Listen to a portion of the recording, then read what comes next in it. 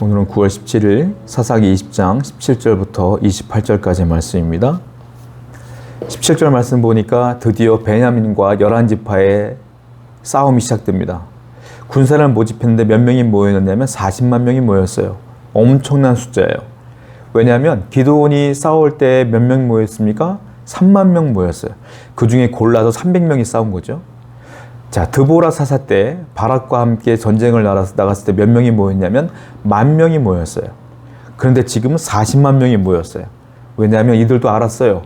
지금 베냐민의 그 죄가 얼마나 심각한 것인 줄 알았기 때문에 정말 사생결단하는 마음으로 최선을 다하고자 모인 겁니다. 여러분, 외부로부터 오는 죄는 단번에 끝날 수 있어요. 우리가 힘을 다하여 이길 수 있어요. 내가 안 하면 되지 뭐. 내가 이겨내면 되지 뭐. 그런데 중요한 건 뭐냐면 내부로부터 오는 죄는 평생 싸워야 돼. 평생. 그 내부의 죄가 뭡니까? 내 안에 내 마음의 죄겠죠. 성도는 이 외부의 죄는, 외부의 힘은 별로 중요하지 않고 내부의 적이 중요한 거야. 내부의 적, 즉 내 마음이 늘 죄로 향해 달려가기 때문에 평생을 싸워야 되고 힘있게 능력있게 싸워야 돼요.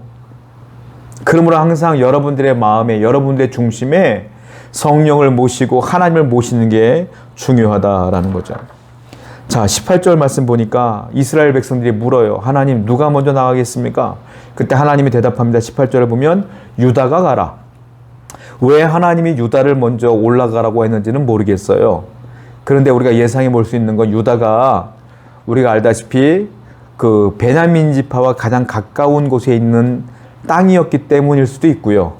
그리고 유다가 그 형제들 중에서 늘 리더의 역할을 감당했기 때문에 유다 지파를 먼저 올려보낸 걸 수도 있어요. 그런데 근본적으로 유다는 나중에 우리가 알다시피 유다 지파에서 다윗이 나오고 예수님이 나와요. 즉 다윗은 왕이 되는 것이고 예수님은 영적인 메시아가 되는 거잖아요. 그러니까 영적인 것과 육적인 것들을 다 회복시키는 역할을 하는 게 누구냐? 유다 지파거든요. 그러니까 하나님께서 보실 때 우리에게 미리 알려주신 거예요. 그런데 이 안에 있는 사람들은 아무도 모르지. 왜 유다가 올라갔는지. 자, 이것은 전쟁의 승리를 위함이 아니라 왕권의 회복과 구원의 회복과 정결함과 성결함의 회복을 위하여 유다가 올라가라 라고 말씀하신 것이다 라는 거예요. 그러니까 그들이 원하는 승리와는 상관없는 이유로 하나님은 유다를 먼저 올려보낸 거예요. 아니나 다를까 뒤에 구절을 보게 되면 유다가 올라갔음에도 불구하고 이스라엘 11지파는 패배하게 됩니다. 굉장히 당황스러운 사건이에요. 하나님이 올라가라고 했는데 다 패배해. 왜? 이 전쟁의 목적은 하나님께는 다른 데 있기 때문에 그래요. 그 이유가 뒤에 나옵니다. 자, 19절부터 21절까지 말씀을 보게 되면 이스라엘이 물어요. 또 물어요. 그때 하나님이 응답해 주셔요. 그리고 하나님의 명령대로 순종했어요. 유다가 올라갔죠. 근데 어떻게 됐어요? 패배했어요. 보통 성경을 보면 하나님께 부르짖고 하나님의 응답하시면 결과가 뭡니까? 승리예요. 근데 이번 사건은 물었고 기도했고 하나님의 응답까지 했어요. 그런데 패배했어요. 왜 그럴까요?